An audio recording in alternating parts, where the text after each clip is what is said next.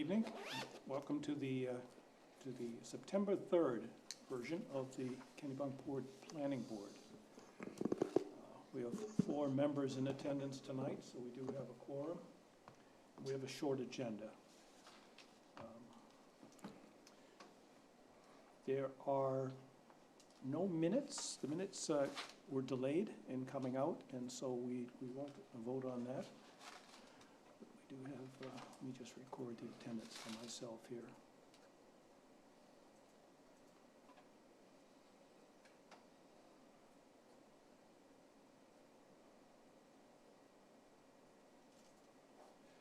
The first item on the agenda we've carried for a number of sessions now, I think hoping that we would attend to it with a larger membership.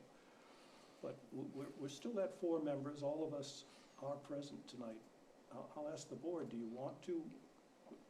We have an obligation each year to either reaffirm or replace or change the officers of our club. Mm-hmm. So Did we just do that? it does seem like we did an adjustment when Nina left. Yes. So that's one option, is we could just reaffirm, but we're absent a vice chair at this point. I would make a motion that we reaffirm the chairman that we voted for after Nina left. I second. I'd be okay with that Thank God. Good. for the moment. Okay, all right. You still leaving? So 4-0. Yes. We'll reaffirm that. What about a vice chair? I know that you've been, George, auditioning for it a couple of times. I've also recommended other people. And to that be the would vice be chair. the extent of the duties. I'd be happy to have a volunteer. I know that you have some, like all of us do, some other obligations. You're I'm not always unemployed here. at the moment and fully retired, Yeah. so I would consider it. I'd For like once to in my make a life. motion. Mike, make your motion. Do you really want to consider this? Yeah, I'll do it. There we go. Make a motion that George What's is his a name? our vice president, or vice chair, Yeah. or second gentleman, or whatever the right term is. Good. Is there a second? Second that motion. All those in favor? Aye. Aye. Now, Very as good, man. to the secretary, Nadia, can I count on you to speak for our secretary, that she will continue to be available? Yeah, I think I haven't heard anything to the contrary. Remind me her name again? Her name is Lynn? Lynn? Yes. Thank you. So with that, we have established our offices, so our official duty is complete in that regard. Excellent. So I'd like to move on then to the first application on the agenda, which is number 250802, and it's for 132 Marshall Point Road. We have Werner Gilliam from Walsh Engineering speaking to that. Good evening, board. Good evening. So I think we've got a little bit of a PowerPoint that we're gonna, there we go. I've even been given the authority to have the remote, so we'll see how this operates this evening. So again, thank you for seeing me this evening. For the record, my name is Werner Gilliam. I'm with Walsh Engineering Associates, and I'm here on behalf of the property owners, Mark and Rachel Aslett, who own property at 132 Marshall Point Road. This property has previously been before this board for what we'll call a phase 1 shoreline stabilization that consisted of a now constructed, previously approved, now constructed stone revetment.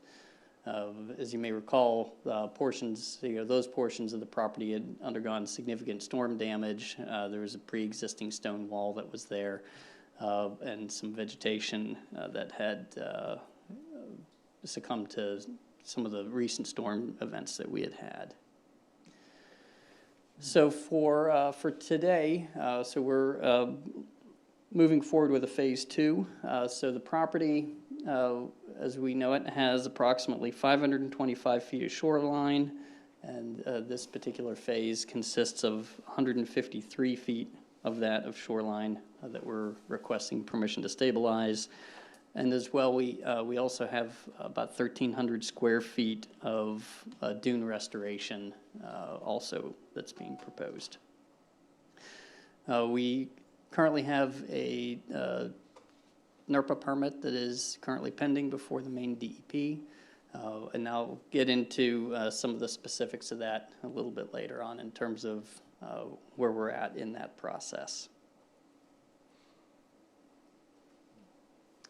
And so just as a reminder, here is the extent of the previous approval that you all had seen before. And as we said, that portion of the project is in and has been completed. That was done after the January 24 storms? Correct, yes, yes. And those pictures are from that. That's correct, yes. Prior to the work that's been Right. done. Yeah, some of that that you're looking at there, that was work, these are photographs before that first phase was completed. That photograph that you're seeing on the right-hand side. And again, there was our previous approval. So we're now moving on to our phase 2. So here, we'll see if this works here. I'll look at that. So from this point on, we're proposing to stabilize the rest of the shoreline here, similarly to the first phase with a stone revetment. All of the stone revetment is to be placed in front of the existing vertical wall that is in place.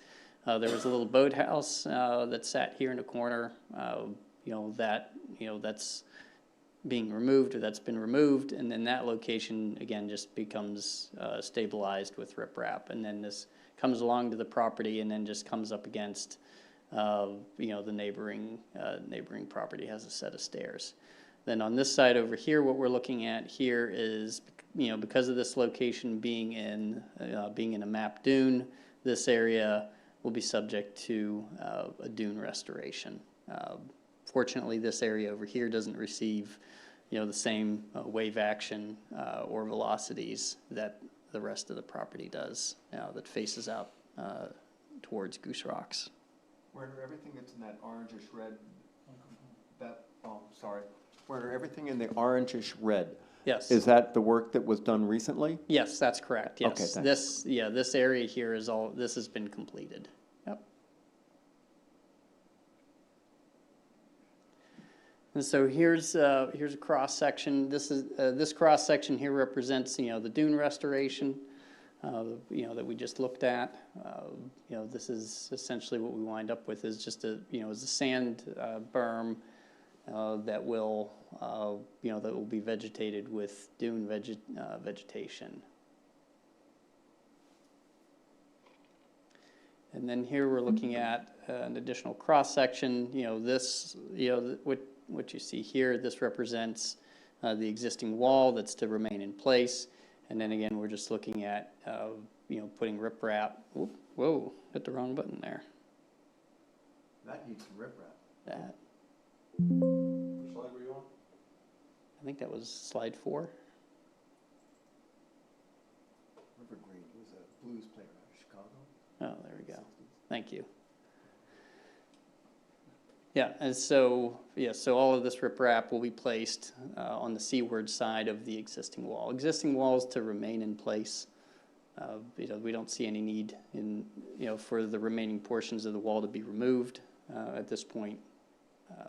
And it just also there's no need for the removal at this particular point. The riprap that you see here will, in places where ledge is present, will be pinned to ledge, as is typical. And then you can see here's the cross section that shows the area where that small boathouse is located, and then again this area simply also gets filled with riprap. And that's it. So generally pretty straightforward in terms of the design and the project in terms of what's being proposed. Again, all of the work is on the seaward side of the wall, There's also shown on the plan, there's some proposed vegetation that occurs on the backside of the existing wall as well. So we are in the process of working through the permitting with the DEP. So we've had some questions and comments that have come back from DEP staff that we're in the process of working through. So at this point, we may find that we may have to do some adjustments to the plan, but that's not determined yet as to whether or not there's any adjustments that are going to need to be made. Notably, one of the points that's being discussed right now, as you'll note, some of those the slopes are fairly vertical there. Again, we're trying to limit the footprint in the area that we're going to be in, limit the amount of disturbance. And Maine Geological would actually prefer us to impact more property. They would prefer us to slope it back further. But that would necessitate, in order to get the slope, that would necessitate removal of the old wall that's there, and pushing it back, and would certainly eat into the property a bit. And so we're working with DEP in terms of a response to that. But that's their kind of initial out of the box question was a request to kick that angle back. So And you can't go, sorry, go ahead. Well, You can't go outward, you can't go oceanward. well, we try to avoid that, as much as possible. We do have a small section where, and again, there's no wetland per se in this location here. It's all ledge.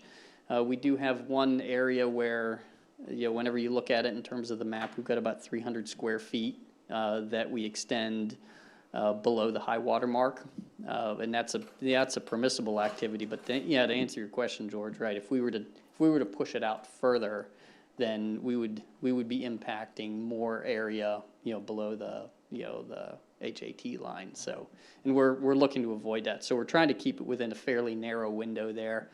And so just as part of that design, it becomes a little bit more vertical, as opposed to sloped. Still has the same characteristics as all riprap structures do. We still have that angular rock that breaks up the wave action that's there. It just doesn't have the 2-to-1 that they're typically looking for. So we're in the process of working through that with the department right now. related question, if you were to go along with the request and take more property, obviously the owner wants to minimize the damage to the land that's been preserved and all of that. Is there any issue with impervious surface coverage increasing if you start to come inward? That's one of the one of the Seems to be borderline considerations. as it is. It is, yep. Okay, Yeah, I mean, so- right now, the way that it's set up, we don't change anything in terms of coverage, It right? looks like It's all, pretty you know, much a it- wash. yeah, everything's out over existing, it's all out over existing ledge, Yeah. so that certainly is our preference, and we think we have a good design with that. Yeah. But again, we're still in that process, So you'd like us to with them. consider the application as a plan as it exists, and if we're able to approve it, do so with a condition of the permit, and if there's a change that warrants coming back here, then we'll do that. I think. As I see it. Just, so we're fairly close, and then when I say we're fairly close, we're within a couple of weeks of, so we're in the midst of that discussion right So now, it but might we had happen. already had this scheduled, so, Okay. I think my preference would probably be that maybe we keep the application at the initial review stage. Okay, If we wind up with some modifications, we submit those changes back to you as opposed to starting that process over again, so. no problem. Works for me. Yeah. Okay, A That'd couple be of cleaner. questions, and this obviously isn't anything the board has anything to do with, but I'm curious about that 2-to-1 ratio you're talking about. What happens as you encroach on that? Is there danger of the top layer falling backward into the ocean at some point? No, it's more just, it's a design preference to have less vertical surfaces, Yeah. right? You're looking for more of a, you're looking for more of a sloped, Because the waves are coming in. you're that's coming right. back up It and helps down. break up the wave action a little bit more. Certainly with the size of the rocks that are there and because of the design where we pin a lot of these rocks together, there's not, there's really less of a concern of having anything topple, topple seaward. But, having a slope back certainly helps avoid that. But based on the size of the rock that we have, sized and the fact that, that all of it really gets, so much of it gets pinned, there's little concern of that there. But it's more of a, if you don't have the constraints to work with, yes, absolutely, we do it 2 to 1. The DEP and everybody Right. else. Remind me, how did you access the site when you were doing the repair on the seawall? Was it over the property? Yes, yeah, we came in, just came in through the driveway. That's what I thought. Yep, here, I'll show you on the plan. I did, it was a while ago. Yeah, so we come in. Where's Larry? Larry was the riprap guy. That's right, yeah. So we come in just off of the Yes, driveway. That's correct. Right, so that's the same, same area This that will abut would be over some accessed. stairs that are over here? Right directly against They're them. concrete? That's right. Yeah, And- these are, I believe those are granite stairs that are there. And was any of this damaged during the storm? Over on the neighbor property, to your knowledge? That's a good question, I can't speak to that. Okay. Yeah, but Because it seemed most of the damage was over here. most of the damage was over here. All right. Right, yeah, Thanks. and certainly there was some damage, but not nearly, Rebuilt. not nearly to the same, extent as, this corner was over Where here. Pulled the wall and toppled it in some places, if Yeah. I remember right. Yep. Okay, thank you. Yeah, in fact, you can see, even on this photograph, because it's the older, the older image. Busted up. You see the yeah. pipes here? Yeah. So that's the Oh, I remember the pipes right, there. those are the foundation drains, Right. right? And so imagine those were covered. Yeah. Those weren't exposed initially, so, this area, We're never gonna have a storm like that again. yeah, this area all eroded out here, so, but, Thanks. yep.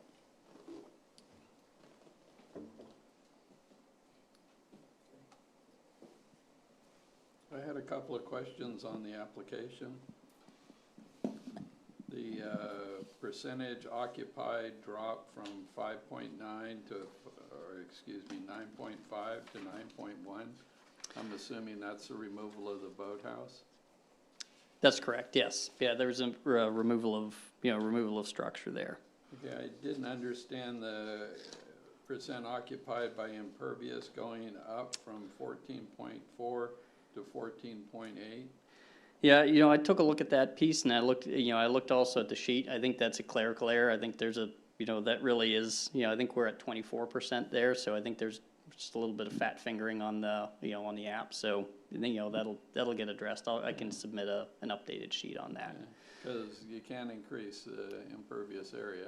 My understanding of that part, and Warner, correct me if I'm wrong, was that I assume it was just to sort of signify that building was being removed, but there would be non-vegetated surface added there, but the impervious surface won't increase.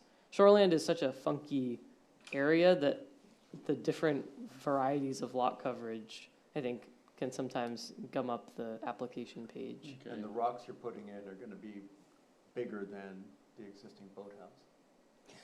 Yeah. Well, they're gonna be pretty substantial. Right, Yep. but Yeah, I they're mean, gonna we, take up- So That's right. Are we or are we not increasing the impervious area? Next. My understanding from the plan was that the net increase was 0. correct. For a total impervious coverage. That's right. There's no net increase, because we're not removing, any vegetated areas. Yeah. So essentially all of the riprap, that's being installed is going to be over top of non-vegetated area. So in this case, the majority of that is really over ledge. Would it be possible to just add a clarifying sentence in here that instead of, or in addition to breaking it down by buildings and impervious and all, just have a total impervious coverage? It is at 24% and it's staying at 24%, or maybe it's on the plan somewhere, is that what you're gonna There is tell a me? sheet on the plans with the total calculations. Nadia, do you know why our application breaks it down like this, buildings and other impervious? For, and it also probably is for shoreland. I mean, when we do, if you have, for example, when people are doing a tear down and a rebuild in the shoreland zone, Yeah, it's important to us to know how much of the lot coverage is driveway versus structure or anything like that, or it's helpful to know. But it's certainly, I mean, but it might be worth the just application So adding yeah, is a so we broke summary it, we line broke it out on one of the plan sure, sheets. we can certainly look Yeah. at that. Next Yeah, time. we'd maybe just reference In that red, or that's all. something Yeah. to the 24, just so that it handles any question. That's that fine. comes up. Yep. What's on there, you're saying? Yeah, yeah, we have that on one of the plan Staying the sheets same. there. That's good. Yeah, and it's a fair, it's a fair question. I can tell you there's, every community is a little bit different in terms of how, how the lot coverage gets calculated and figured. Some communities, don't actually incorporate, any type of shoreline stabilization, as a structure that gets a deduction, right? Yeah. So, I think at some point, you're likely gonna run across a property that's a small property, that, really, from a practical perspective, doesn't have the ability to be able to, reduce a coverage, but that has sustained, erosion or damage that's gonna be needing some type of stabilization. At some point, that's gonna be a question that comes up, so. It's a good heads up. But just, in terms of, from the state permitting perspective, that's not something, that gets identified or dealt with at the NERPA level. Instead, they understand and delegate that piece to the local jurisdiction, right? Local jurisdictions deal with lot coverage and things of that nature relative to these types of projects, but not something that gets addressed in a NERPA standard. Yeah, I just know on a recent one, we had a question with increased impervious to the revetment going in.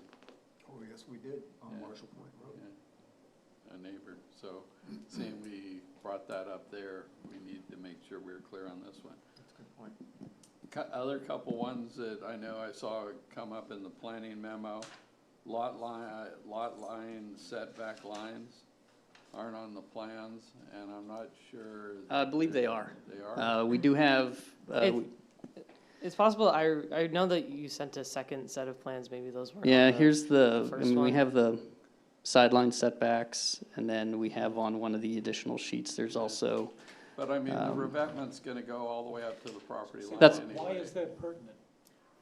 It's in our, when we review the applications, we review all the administrative pieces as No, I well, so. understand that, and usually when it's something that you If say, you're oh, be- it doesn't, not necessary here, waiver requested here, you're saying, well, whoever wrote it said, I think they ought to have it. And I was trying to figure out why, I what think we it's, would do with that piece of information here. I think it's helpful just from our last revetment conversation. We did have an abutter who was concerned about any kind of setback from the lot line.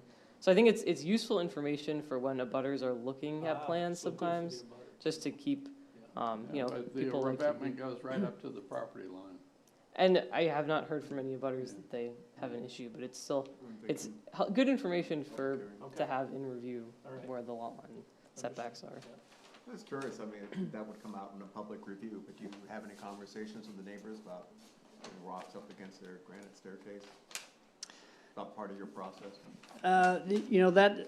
that's not been a conversation that I've had with any abutting property owners, on this particular one. It's possible that that's come up with the ASLETs that they've, I know it's a pretty tight neighborhood in there in terms of everybody understands and knows, what's going on. Ocean's coming. Yep. Bet. Yep. Thanks. And I saw in the note that there was waivers for lighting and floor area. Are those the only two? Those are the only two I found. And signs, And none of Signs. that seemed pertinent. yeah, many of the, Yeah. The But usual do we need things, to yeah. identify the usual subjects and approve those? Yeah, what I did on The- the last findings that I wrote, was just to say that all of the pertinent information was provided and all of the ones that weren't required were waived, rather than going I like through one by one by I'll one. take a saying, look at that This is a language then. revetment, look in the length, look in the, 3.5, ones for those 6.9. dredging ones. Oh, the dredging, it was in the dredging. That's how I handled it. Good It just job. seems like it's Yeah, no, it's a cleaner driving way. us crazy. It's driving Yeah. me crazy. That's a Yep. good solution. I think there's Yeah, also, We gotta still look at it. Yeah. Obviously, I'm not waiving that part, but. No, I was just Pertinent. trying to capture them to put them in the finding of facts, but if we can do it the back one. From a Yeah, couple of we'll weeks lift ago. that language. Yeah. Because we approved it. We Yeah. did. You snuck that one in there on me. It's just fascinating. Mike, do you have any more? That's it for me. Peter, how about you? I've got a few. Is this property on the Atlantic or is it on the Batson River? It was a little difficult to say because it's kind of a little of both. right, yeah. Yeah, no, I think, in terms of the frontage, really all of, say the vast majority of the frontage there, fronts onto the Atlantic. Okay. Yep, And this is a high-velocity zone presumably. correct, yes. I was just curious why the project was broken down into two different phases, and why wasn't this all kind of contemplated and done in the wake of January 2024 at the last approval? Sure, yeah.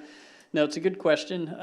Certainly the first portion of it was the area that had sustained the most damage. And I think at that point in time, that was the priority there. I think the other areas did sustain some damage. They weren't as high a priority at that point. I think as that first phase was done and completed, I think, the property owner decided that it was prudent to then continue with the same process and the same construction type and material for the rest of the property. I think, certainly having seen, the damage that was done to, the first portion of the wall, I think anticipating that would also likely at some point happen in the future to the second portion of the wall, so. One's reconstruction, the other is stabilization. Yeah, correct, for all practical purposes, yeah. And having said that, the size of the riprap appears to be a lot bigger in this phase than in the last phase. Is that fair?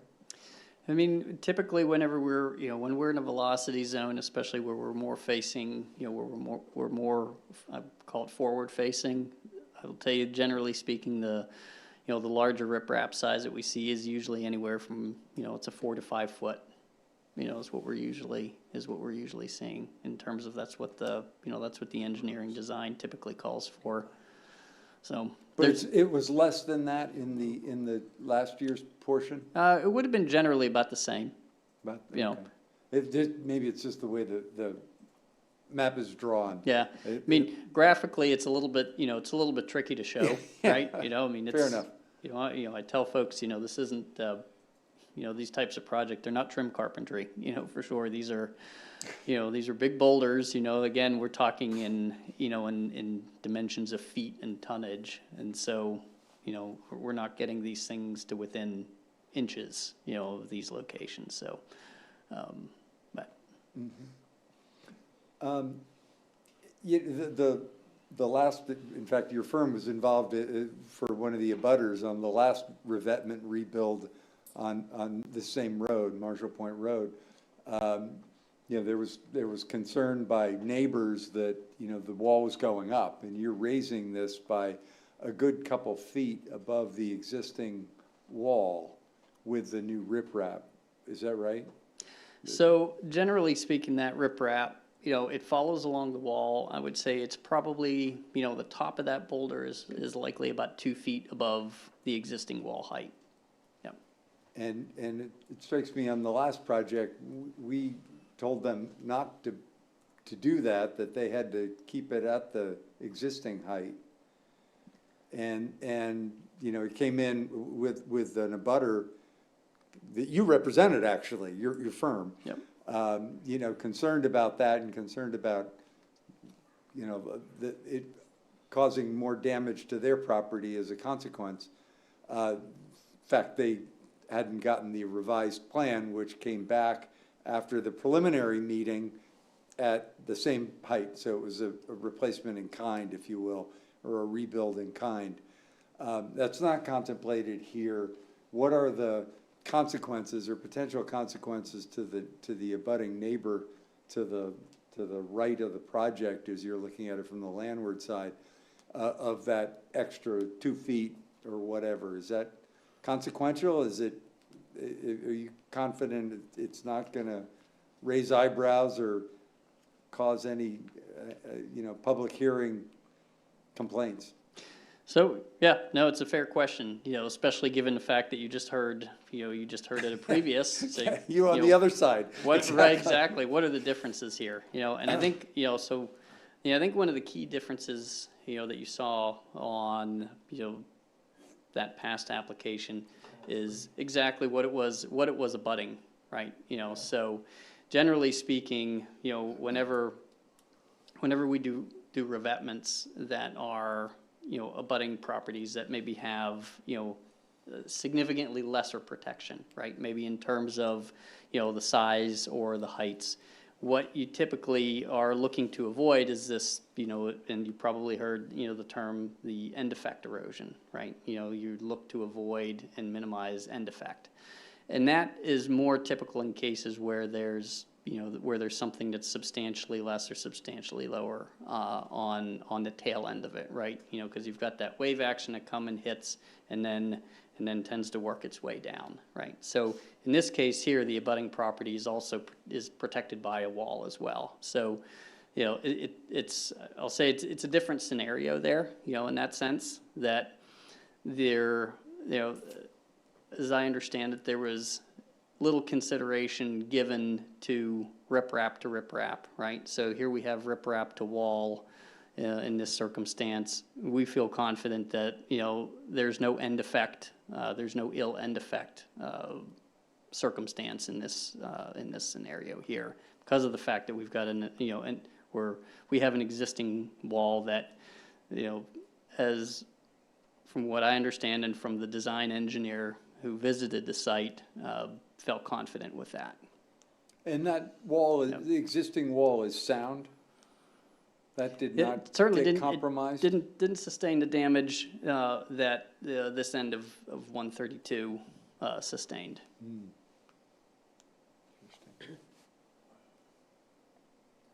Well, this end was literally an end, too. I mean, it went from there into the dunes. It wasn't going into other riffraff or anything, the part that was undermined. That's correct, right? This end here. So Yep, it was kind of hanging out on its own. It wasn't abutting anything.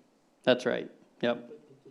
Yep, but this end here certainly did, I mean, I think this is it's a fair example of where you did have end effect. You did have some end effect erosion here at this end.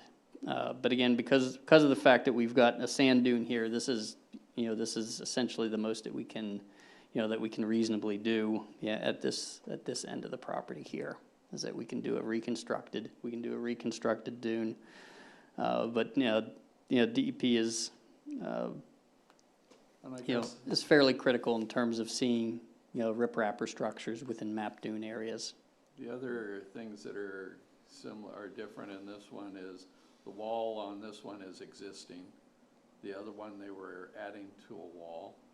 Mike, Yep. just clarify, the other one, are we talking about The the other first is phase of One- this, or 103? one was here, the other was? The other project that was presented to the board, The other location on The other Marshall location. Point? 103, yeah. Okay, Yep. thank you. Dave, can I bring the PowerPoint back up, please?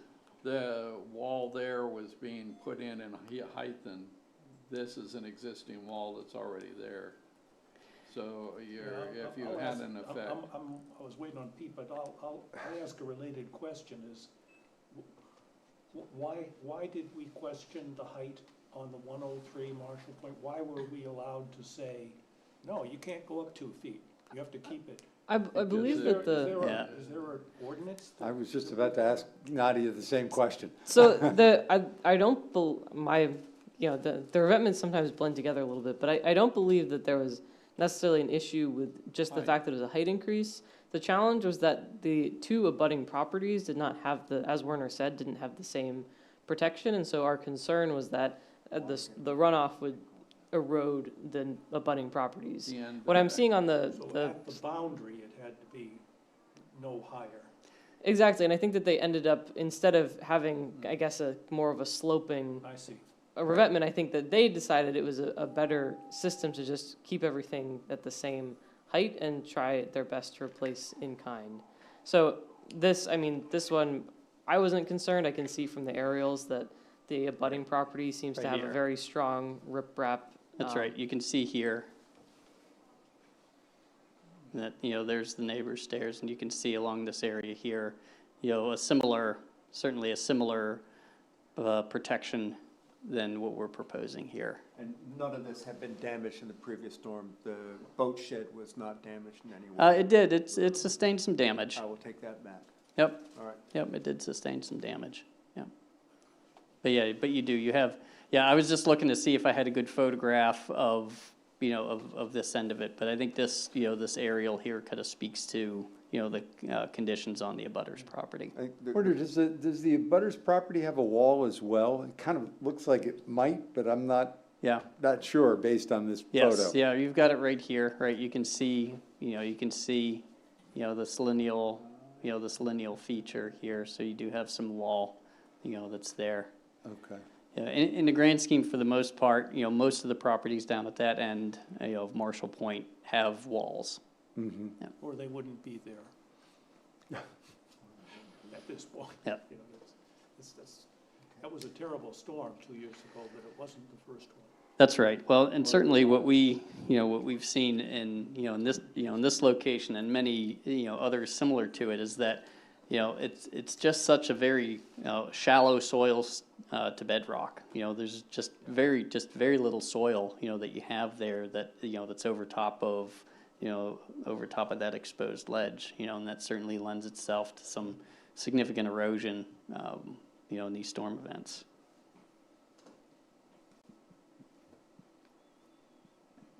You good, Pete, with I'm good, yeah. with that? Most of my questions have been answered. The wall height one was confusing me, only just because of my uncertainty with some of these, some of the ordinance there.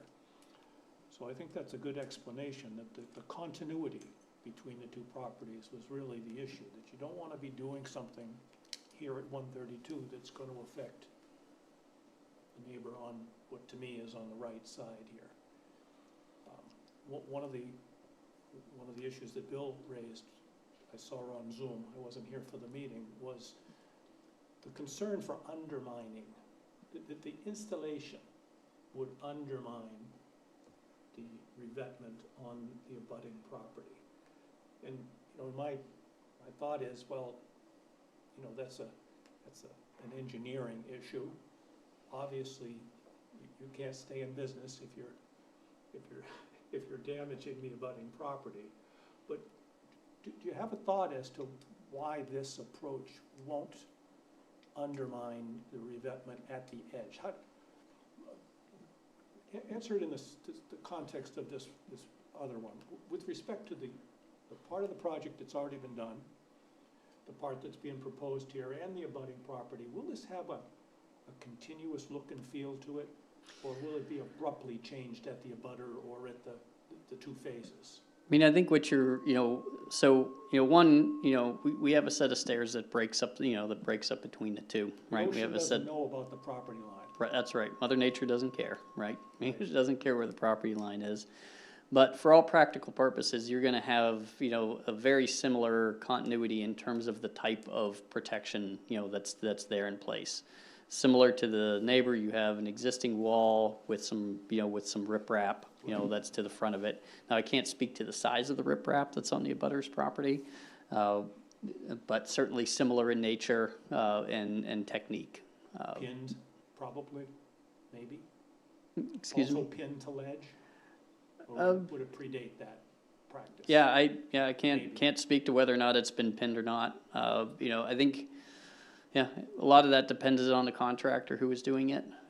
We specify it, I'm asking. but I can tell you it's not a requirement, No, that folks do it, It is but. a consideration if you're trying to answer the question to yourself of, am I gonna do something that potentially could undermine the integrity of the abutting revetment?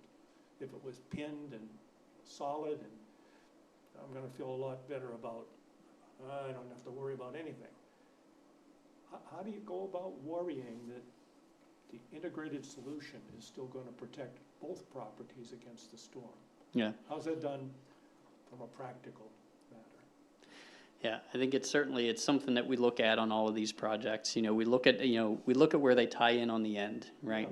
Because again, we know that that end effect erosion is a real thing, right? And so Right. you do have to be, conscientious of what's happening at the abutting property lines. In this circumstance here, where we're tying in, abutting a set of well-built stairs that are there, also knowing that on the other side of that, we have a continuation of the same, style of shoreline protection that's there. I can tell you that, the design engineer didn't have any current concerns No concern that- with this, In other with words, this he- scenario I believe here. that design engineer would say those are well-built stairs. This Correct. approach is Yep. predicated in That's right. part on Yep. that. Okay. Yep. All right.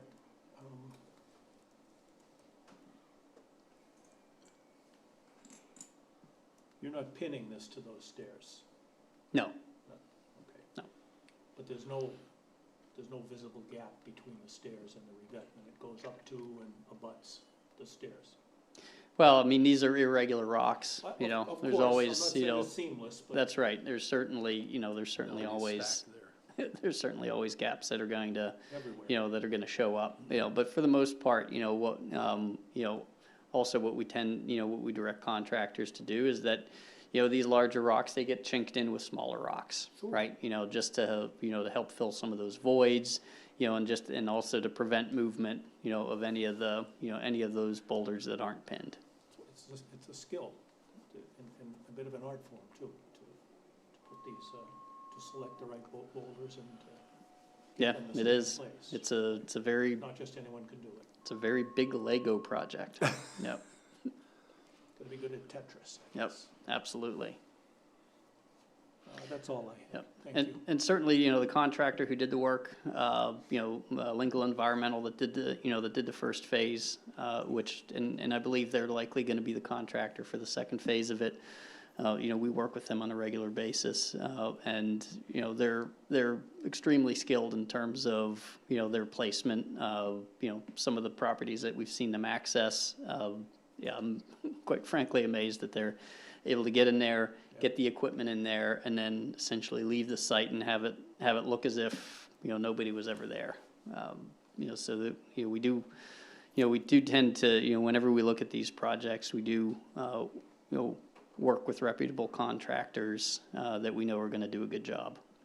I did have one more thing I realized. Would it be possible, Werner, for the next meeting to have a slide, a picture that showed the current state of the project? In other words, that shows. Oh, sure, yeah, you want like just an updated view of today's like, view, or, right, yeah, absolutely. Just an update from, Mhm. this is what it was before we did phase one, but just to add that, I think, I'd And- like to see it, and I think the public would enjoy it. And if we could get a bit more clarity on that, where the abutment comes together and the stairs, so some photographs Just or. to head off, Sure, yeah, no, pictures concern. and what the other side looks like. good idea.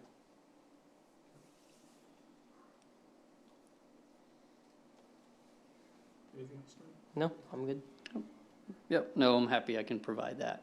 Werner, as always, a well-prepared package, and you make our life easy here. It's almost as if you've done this job.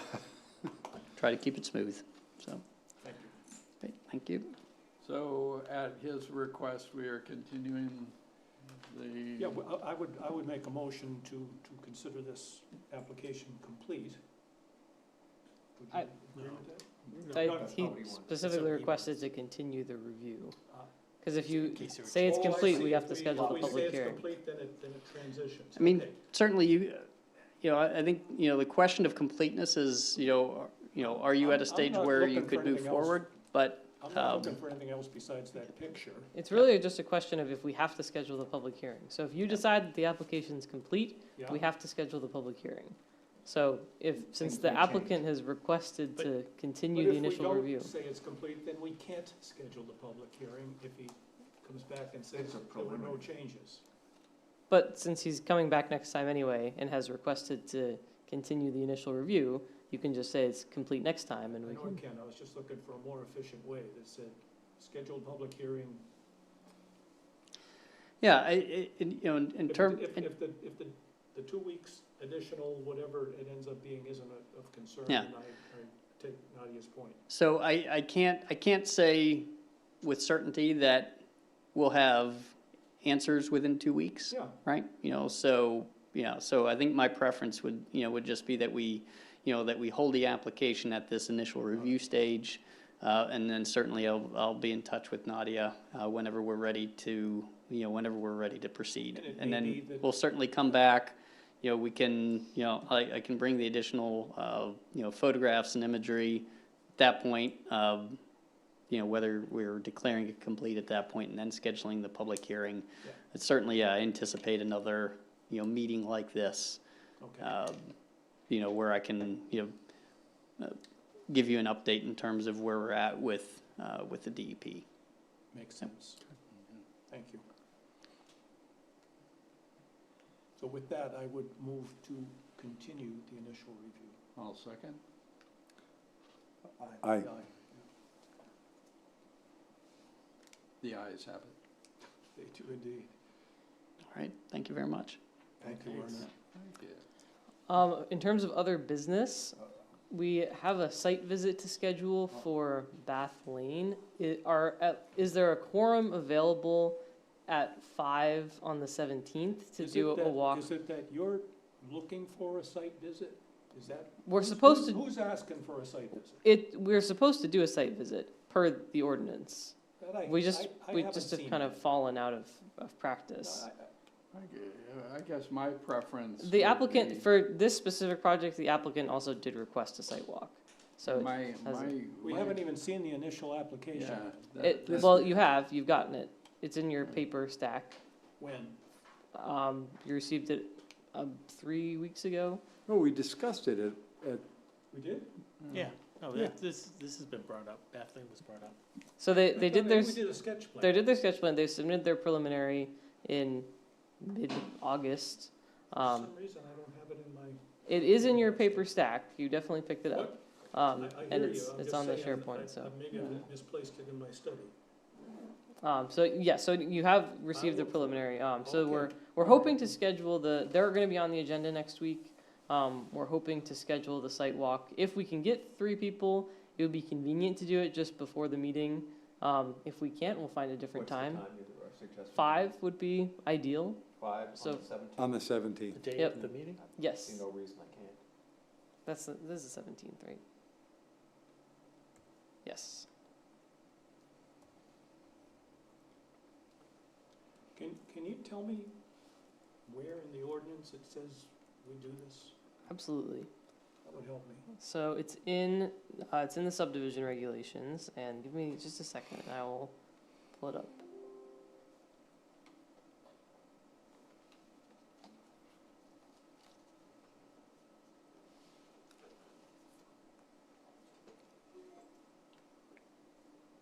I feel like Galen polled me, I don't know if others got polled on this, as to when we wanted to do it. Did we want to do it before the meeting or not? And I told him I wanted to have the initial review first. Now it sounds like you're saying, no, that's really a hardship. Yeah, I mean. What's going on? Well, we've done the sketch review We did a of sketch the. plan, yes, we Yep. did. We just, So then you asked me, when would you like to schedule the site walk? My preference was to do it after we had the initial review. Now you're saying we'd like to do it before the initial review. I'm trying to understand what's going on. The last time we talked to them, they said they hadn't staked out the property. I think that that we got a survey. They have pins in the corners. I I understand, and maybe it's fine. I'm just trying to understand why the change? Why ask me what I wanna do and then come back in the meeting and say, well, you really gotta do it before?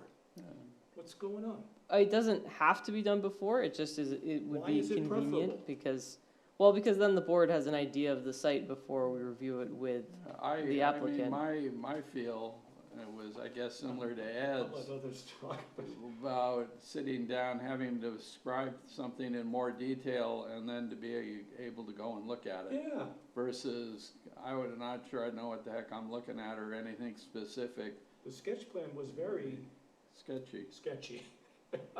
Yeah, I mean, my preference was have the initial or the next one with the more detail, so we can identify things that we wanna, are there vernal pools, which vernal pools, where, what are the possible impacts off-site? Go in with some questions. Questions and things you actually wanna look at. Go out, do the site walk after we've had that kinda initial review, again, of the plans in more detail. Just the way my head works, I find that preferable to be able to have that information prior to going out walking around. Others wanna weigh in on this? Honestly, I thought we had, the initial review at that previous meeting. so this is kind of, as you guys know, The sketch plan. the subdivision regulations are not always perfect. They Oh, have for sure. some hiccups. This is supposed to happen during the sketch plan review process, the site walk. So I'm hearing if the board would rather put off the site walk till after the initial review, that's fine. We can schedule it a different time. But moving forward, we're going to try to put the site walk back where it belongs, which is as part of the sketch plan. Or we can, open a discussion about where the site walk belongs Or we in the could change subdivision We purpose. could change the subdivision regs. if we- Exactly, and that's, it's something that someday when the planning board isn't as busy, we would hope I've- to start dealing with the subdivision I haven't been on regs. a site walk in a long time. Last one was Woodland Drive, way out there. And We did the one over on Wiles District I before that too. wasn't on that site walk. Okay, yeah. And, but that was the last one I was on, and it was at that sketch plan stage where they had the two lots and they were splitting them up. Okay. And it was useful to be able to see what it was they were talking about. Of course, they already started clearing land and everything going down. But, that was before we got to it. That was part of the sketch plan, so we knew what was going on. All right. Wasn't before the sketch plan, it was a part of the sketch plan. Part of the Yeah. sketch plan, right. We had seen it, it came before us several times, and the sidewalk cleared things So up. if you recall, at the time of the sketch plan, we talked about Yeah. whether we needed a site walk, and they said, well, we haven't mapped it out yet. There's no flags, there's no roads, there's no, Goose Rocks. We're we not had a ready for that. sidewalk At a sketch plan stage, they Yeah. had a vague proposal. so I didn't think it made any sense at that point. But the sidewalk was very useful to be able to see it. I liked it. Even though it wasn't staked out, or, Wasn't staked out, I could see the property, I could see what they were trying to do, I could see of course, there were a million neighbors there, yeah, because it is a public hearing. And the same thing with Wild District. We had a lot of neighbors on that one. wait, the sketch plan wasn't a public hearing, didn't have a public hearing? sidewalk was a public hearing at the Inn at Goose Rock, so that may have been after the sketch plan stage, I think. because it was a public hearing. Sketch plans have always been, in my limited tenure here, I've only been on the board 5 years, Oh my God, you've been here longer than that. have always been the opportunity for discussion. Come in and here's some ideas, here's what we're gonna do. So I'm surprised to hear that the subdivision regs, which predate me, require a site visit as part of a sketch plan. That it doesn't fit the model that So- I've been Yep. exposed to. So this is where it is. It's on chapter 415, 5.3, contour interval and on-site inspection. Within 30 days of the pre-application meeting, the board shall hold an on-site inspection of the property and inform the applicant in writing of the required contour interval on the preliminary plan. The applicant shall place flagging at the center line of any proposed streets and at the approximate intersections of the street center lines and lot corners prior to the on-site inspection. and then it says you can't go on an inspection if there's more than a foot of snow.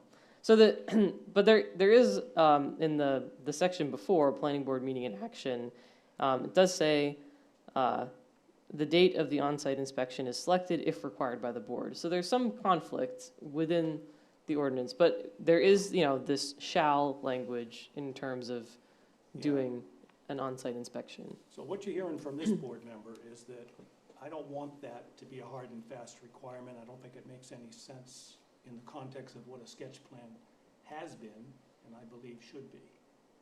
I think it is something that can be useful, but it should be requested by the board as part of the initial review. After the board has looked at and discussed with the applicant the preliminary package. I think that the intention of it as part of the sketch plan is that, if the board goes out to a site and you guys say, whoa, this is not a good site for subdivision at all, and there's no way we would ever approve this. And for some, if there's, which is very unlikely, granted, it's helpful to have that in the sketch phase because then the applicant does not go through all of the engineering costs and all of the application. But in fact, the code office is already gonna make that call. I mean, if the code office comes in, oh, maybe I'm missing something here. Maybe you're telling me, but you don't wanna say it. You think that might be the case in this application, that this is an inappropriate site and you wanna give us a chance to go look at it. I will be honest, I've not been to the site, so I can't speak to that, but as a process, it makes sense to go during the sketch plan so that, any issues with the site are flagged before the engineering process. No, I think, again, the board, if you wanna have the board have a requirement for site visits, and I know you found language in there that says it, that is a change in our process. We have not been doing that. And I think we've been maybe just taking advantage of the situation that says if the board requests. And Galen and I's suggestion is that the board should, go back to the ordinance requirements, as it does make sense to do a site walk and get a view of the property. So I'm happy to do, yes. You used to work here. Can I offer? Werner, would you speak? Sure. So just speaking, as a As a citizen. as a private citizen here, so I think from a practical perspective, what Nadia is suggesting, is certainly is helpful to the property owner, and to the design team. Certainly, when sketch plans are put together, they're done, you have varying degrees, right, in terms of, how much effort and work and investigation has been put into those. Some of those are very comprehensive and some of them are the, hey, what do you think, version. But I can, in terms of process, I think it's, and Nadia is correct, because at that sketch plan phase, there's not necessarily, a lot of engineering. There's been certainly, there's typically some level, that's been put into it. But I do think it's a value to an applicant to get some of that feedback from the board. With having, not only having the sketch plan process, but also having this, having the site walk. I think it benefits both parties, to have it, at that particular stage. Before you get into a full preliminary submission. Now, there are circumstances where I think board gets a sketch plan, looks at it, and the question goes, board, do you feel as if you need a site walk? Well, that's And where at I that was point, going, yeah. I think, even though there's some ambiguity in the language there, I think the board, has that discretion to decide whether or not they feel that a site walk is warranted, at that point. I think certainly just asking the applicant, do you think you'd benefit from, from us having a site walk, in terms of being able to look at the property, before you go full bore into, into a preliminary. But, in terms of waiting until somebody has submitted a full preliminary. If you've got a, if you've got a complex site, I mean, there's a lot of work and effort that goes into that. And hopefully you've got, somebody who's that where there's not a lot of substantial changes that need to happen. But I think there's there's a benefit to having that site walk, earlier rather than later. So. Point taken. I think I'm maybe caught up in the thought that I think Mike expressed it very well. I don't want to go ill-prepared. For a walk in the woods. Hey, what do you think, for a walk in the woods, that's right. What do you think? Oh, yeah, it's nice, And later on, realize I've sort of blessed inadvertently something that, as soon as you looked at it on paper, it was obvious that this was a problem. Will they, And I'm a little bit prejudiced here because I haven't looked at the application that Nadia tells me was in my in-basket. My bad. So given that, and given that we talked at sketch plan time and the folks said, well, yeah, we're really not ready for it yet, then I'd like to at least have looked at what I can look at. And given that, then if the applicant is asking for it, you make a valid point. We should certainly be willing to go along with that request. Yeah, go. Did you know you had this in your in-basket? You haven't looked at it? Yeah, I looked at it. I was sitting for 5 hours waiting to get something at the BMV. While your picked boot them was up. being applied? Yeah, and I read both of them because the new were. But for me, there's something about having the discussion, seeing it, to realize this is what I need to look at when I go on site. This is what I need to look like. Yeah. I don't know how much time's passed since we had the sketch plan review, but I don't recall a whole lot of that, and that can just be that I'm old. so obviously for this specific example, we're well past the sketch plan. It's been Yeah. more than 30 days. And so the sketch plan timing is not super relevant for this. So we'd like to get a site plan, the applicant has asked, or site walk, the applicant has asked for one. Yeah, But it's also a good springboard to discuss for the future, and we don't have to finalize that discussion tonight. It's something that can percolate in everyone's mind for the next couple of weeks, and we can come back to it. But I think that if what I'm hearing is the concern is not having a chance to discuss questions with the applicant before the site walk, that's why it's good to have sort of a general procedure that's followed, because if you know that the site walk is coming within 30 days of the sketch plan application, as you're reviewing before the meeting the sketch plan, you can think of any potential questions you would have on the site walk. And so I understand that it has not been a consistent practice, but if we aim to make it a consistent practice moving forward, we can shift our habits to align accordingly when the sketch plan application is in front of the board. So for right now, we just need to schedule the site walk for this preliminary application. It does not have to be in 2 weeks. We can certainly wait until after the initial review if that's what everybody is more comfortable with, so that it's fresh in people's minds.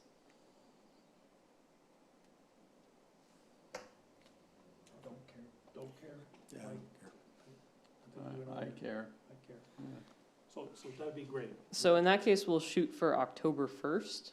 Does that sound good to everybody? I'll obviously double check with the applicant, make sure that that works for them.